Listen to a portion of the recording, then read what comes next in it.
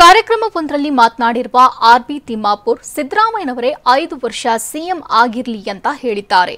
ವಿಜಯಪುರದಲ್ಲಿ ನೀರು ತುಂಬುವ ವಿಚಾರಕ್ಕೆ ಹಲ್ಲೆ ನಡೆಸಲಾಗಿದೆ.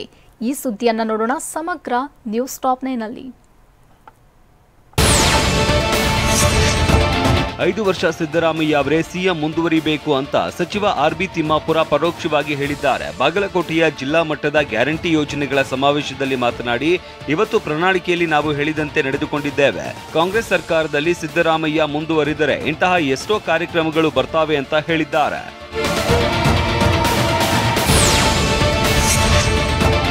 ಮಂಡ್ಯದಲ್ಲಿ ನಡೆದ ಮೈ ಶುಗರ್ ಕಾರ್ಖಾನೆ ಕುರಿತ ಸಭೆಯಲ್ಲಿ ಸಚಿವ ಚೆಲುವರಾಯಸ್ವಾಮಿ, ಸುಮಲತಾ ಜಟಾಪಟಿ ಏರ್ಪಟ್ಟಿದೆ. ಸಚಿವರು ಸಂಸದರು ರೈತರ ಮಧ್ಯೆ ಮಾತಿನ ಚಕಮಕಿಯಾಗಿದೆ. ನಾನು ಮಾತನಾಡ್ತೇನೆ ಎಂದ ಸಂಸದೆ ಸುಮಲತಾಗೆ ಮೊದಲು ನಮ್ಮ ಸಮಸ್ಯೆಯನ್ನ ಕೇಳಿ ಅಂತ ರೈತರು ಕೇಳಿದ್ರು. ಎತ್ತ ಚೆಲುವರಾಯಸ್ವಾಮಿ ಸಹ ರೈತರು ಮೊದಲು ಅಭಿಪ್ರಾಯ ಹೇಳಲಿ ಅಂತಂದ್ರು.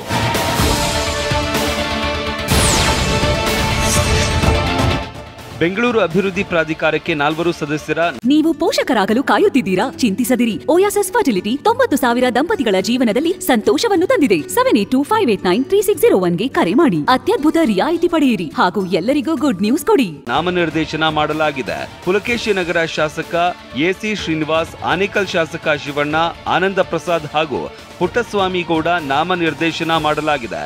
ಜೊತೆಗೆ ವಿವಿಧ ಪ್ರಾಧಿಕಾರಗಳಿಗೆ ಅಧ್ಯಕ್ಷರು ಹಾಗೂ ಸದಸ್ಯರ ನೇಮಕ ಮಾಡಿ ರಾಜ್ಯ ಸರ್ಕಾರ ಆದೇಶ ಹೊರಡಿಸಿದೆ.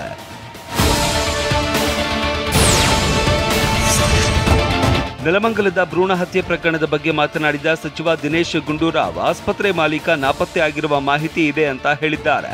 ಮಾಹಿತಿ ಬಂದ್ರೆ ಎಲ್ಲಾ ಕಡೆ ತನಿಖೆ ನಡೆಸುವಂತೆ ಅಧಿಕಾರಿಗಳಿಗೆ ಸೂಚನೆ ನೀಡಿದ್ದೇನೆ. ಅಲ್ಲದೆ ನಮ್ಮ ಇಲಾಖೆ ಕಾರ್ಯಾಚರಣೆಯಿಂದಲೇ ಇಂತಹ ಕೇಸ್ ಬಂದಿರೋದು ಅಂತ ಸಚಿವರು ಹೇಳಿದ್ದಾರೆ.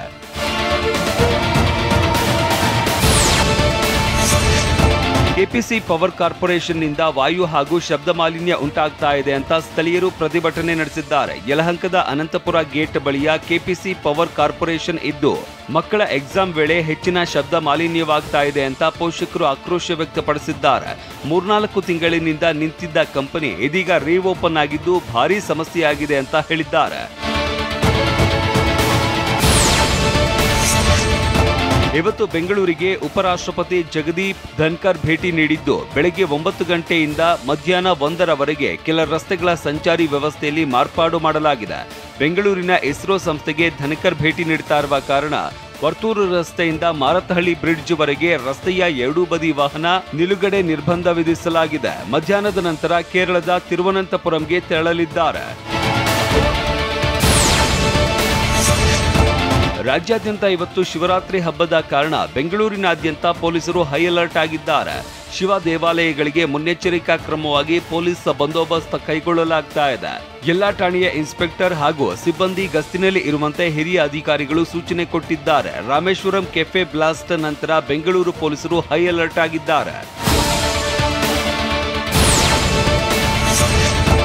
ಗ್ರಾಮಾಯಣ ಶೂಟಿಂಗ್ ಸೆಟ್ಗೆ ಶಿವರಾಜ್ ಕುಮಾರ್ ಭೇಟಿ ನೀಡಿದ್ದಾರೆ. ವಿನಯ್ ರಾಜ್ ಕುಮಾರ್ ಅಭಿನಯದ ಗ್ರಾಮಾಯಣ ಸಿನಿಮಾಗೆ ದೇವನೂರು ಚಂದ್ರು ಆಕ್ಷನ್ ಕಟ್ ಹೇಳ್ತಾ ಇದ್ದಾರೆ. ಕನಕಪುರ ರಸ್ತೆಯಲ್ಲಿ ನಡೀತಾ ಇದ್ದ ಶೂಟಿಂಗ್ ಸೆಟ್ಗೆ ನಟ ಶಿವಣ್ಣ ತಮ್ಮ ಪತ್ನಿ ಗೀತಾ ಜೊತೆ ಭೇಟಿ ನೀಡಿ ಮಾತುಕತೆ ನಡೆಸಿದ್ರು.